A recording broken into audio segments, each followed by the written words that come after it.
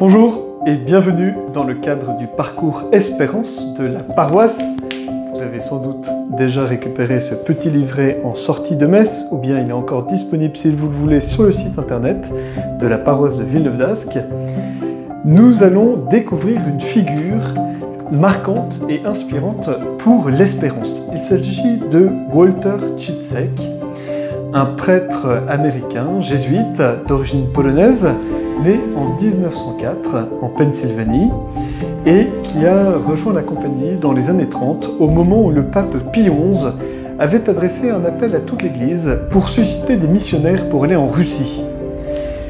Ce jeune homme s'est donc proposé pour aller évangéliser la Russie en pleine période communiste. Walter s'est donc engagé dans la compagnie et a été formé dans un collège spécialement dédié pour les missionnaires russes à Rome, puis envoyé au sud de la Pologne dans une paroisse russophone où il a aussi appris à célébrer la messe en rite byzantin. Alors qu'il était dans cette paroisse en 1939, l'armée russe envahit la Pologne au même moment que l'Allemagne. Et voilà que sa paroisse donc est sous la domination de l'armée russe. Et il va alors s'engager comme travailleur volontaire pour aller en Russie. Il va travailler pendant quelques années, pendant 2 ans, dans un camp forestier en Oural. Et juste au moment de l'offensive allemande, les Russes vont faire une grande purge et vont emprisonner tous ceux qui soupçonnent d'être dangereux pour la Russie, et en particulier Walter, qui avait été repéré comme prêtre, est emprisonné en étant accusé d'être un espion allemand. Et ensuite il devait être emmené dans une fameuse prison dont la triste renommée dit que c'est une prison absolument infâme à Moscou qui s'appelle la Lubyanka, d'où les gens ressortent soit zombies, soit morts. Et au cours de cet emprisonnement, Walter va subir de très nombreux interrogatoires et va être accusé d'être un espion du Vatican. À partir de ce moment-là,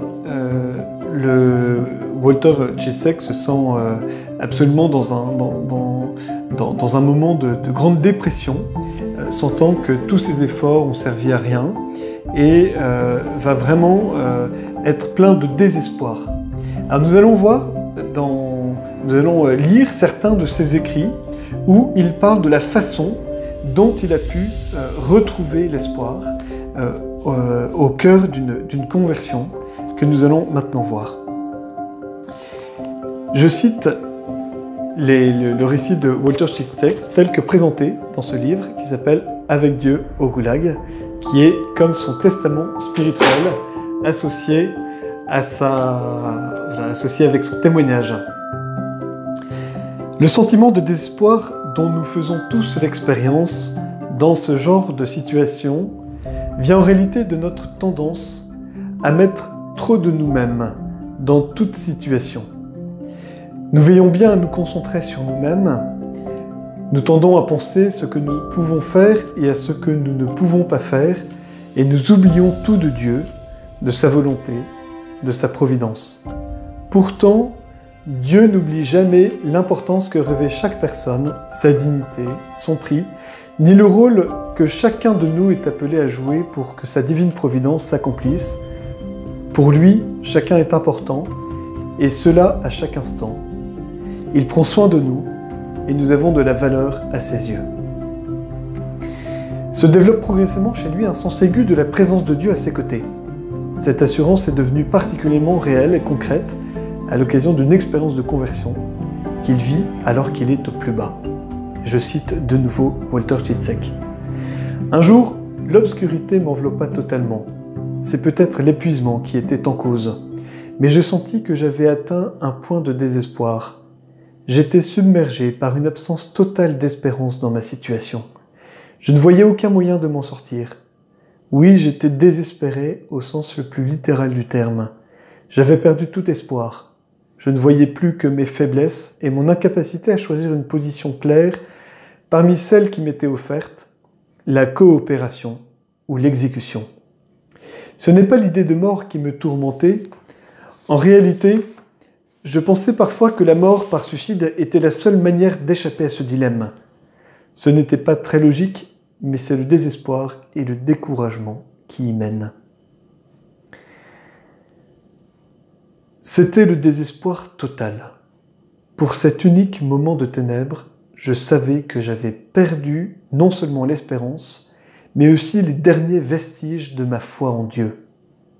Je me tenais tout seul dans le vide et je ne m'étais même pas rappelé un seul instant la seule chose qui m'avait constamment guidé, la seule source de consolation dans tous mes autres échecs, mon unique recours, j'avais perdu de vue mon Dieu.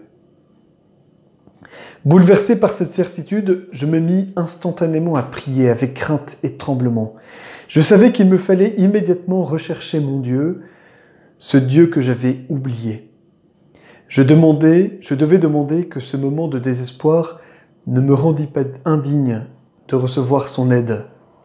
Je devais prier pour que jamais plus, il ne me laisse de nouveau l'oublier ou qu'il ne me laisse jamais plus ne pas lui faire confiance. Je plaidais mon impuissance à faire face à l'avenir sans lui. Je lui répétais que mes propres forces avaient failli et qu'il était mon seul espoir. Et soudain, j'ai été consolé à la pensée de notre Seigneur et de son agonie au jardin des Oliviers.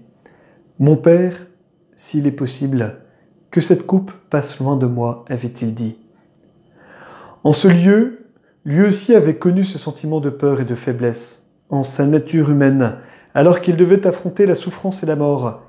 Il avait demandé 3 fois que cette épreuve lui fût épargnée, ou du moins adoucie, mais à chaque fois, il avait conclu par un acte d'abandon total et de la soumission à la volonté du Père.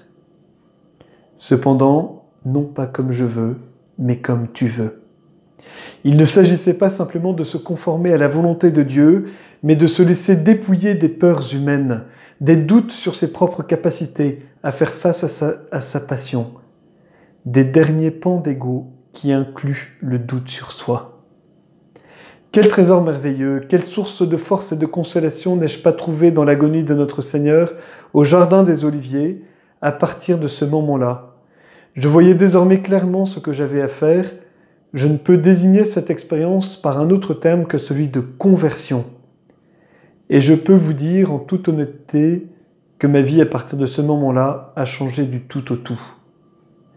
Si ce moment de désespoir avait une période de ténèbres absolues, je faisais désormais l'expérience d'une clarté éblouissante.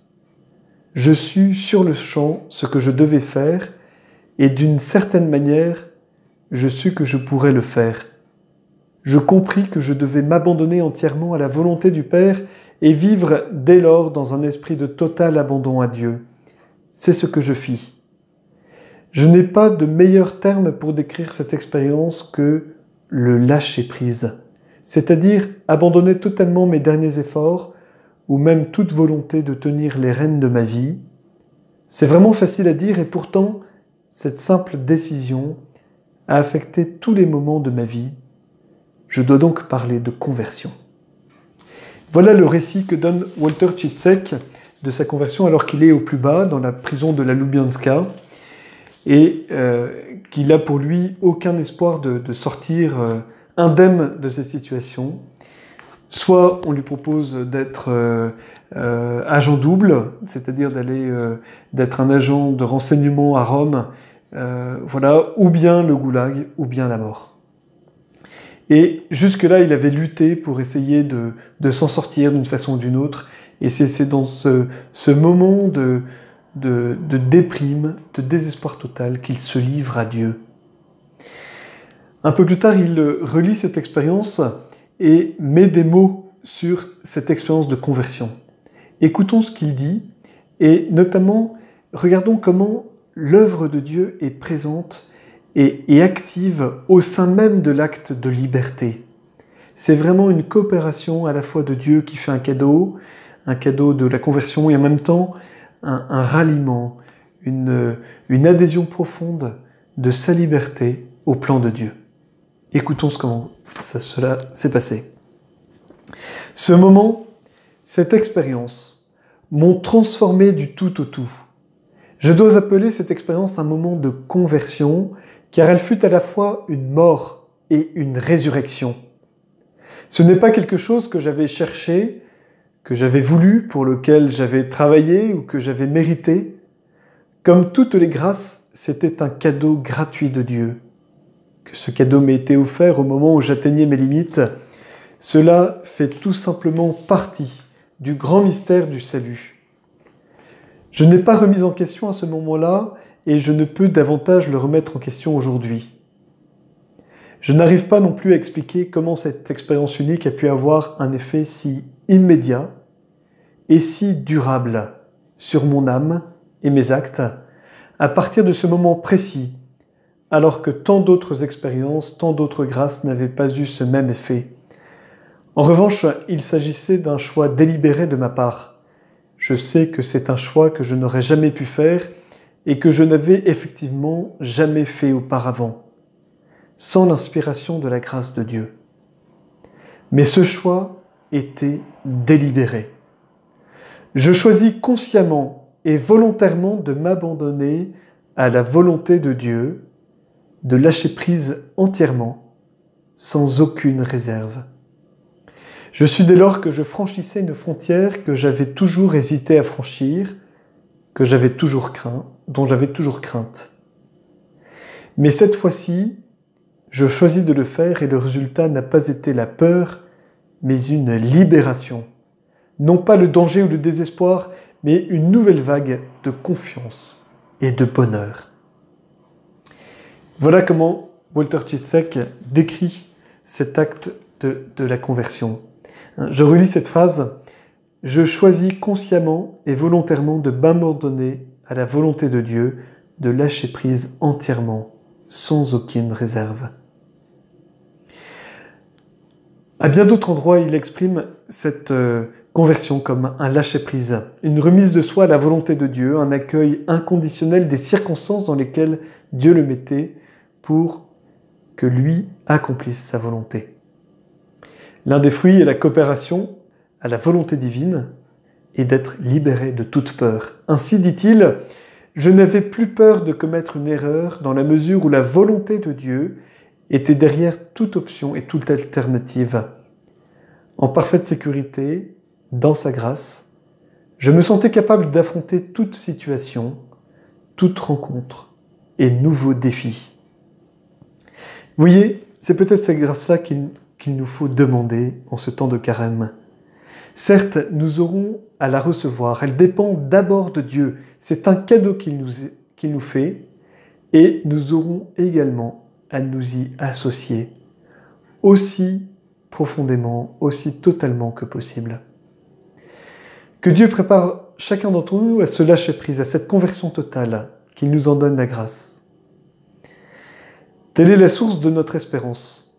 En effet, la foi, la confiance en Dieu, l'abandon à Dieu et le fruit qu'elle porte qui est la paix, cette paix qui surpasse toute connaissance, capable de vaincre toute contrariété, toute difficulté, voilà la source de notre espérance.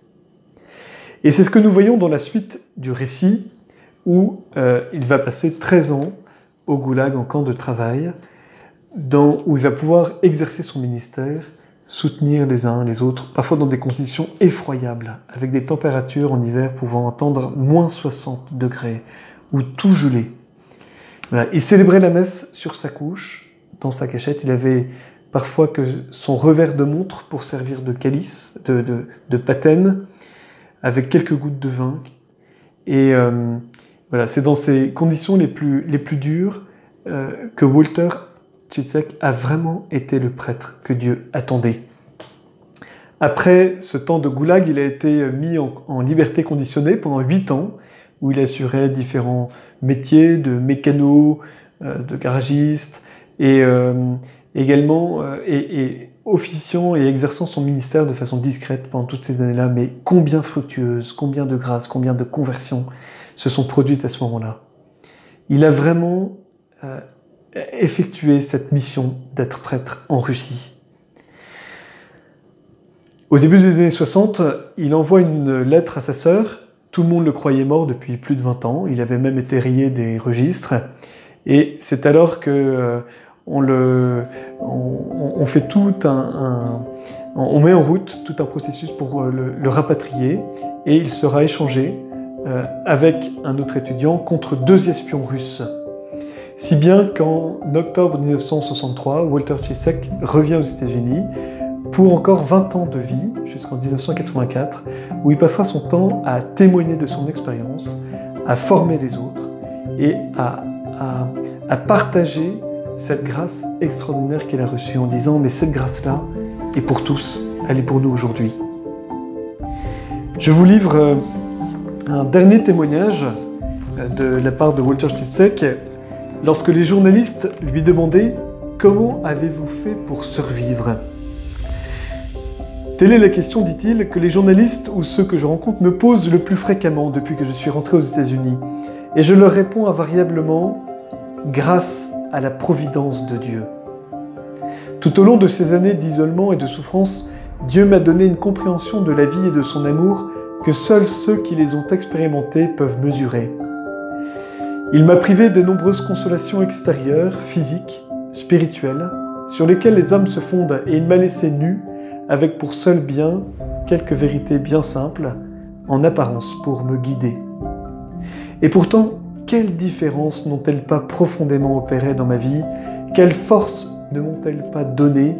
Quel courage ne m'ont-elles pas permis de puiser en elles pour continuer à aller de l'avant?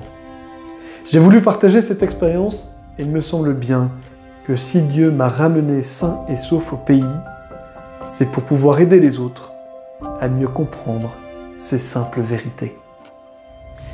Chers amis, avec fort de ce témoignage que vous pourrez vous-même redécouvrir en lisant ce livre en entier, qui vaut vraiment la peine, laissons-nous inspirer de ces simples vérités. Dieu est présent avec nous et nous sommes invités à une confiance absolue en lui. Fort de ces 2 vérités, qu'il nous rende capables de traverser toutes les épreuves et difficultés de notre vie en tenant bon dans l'espérance.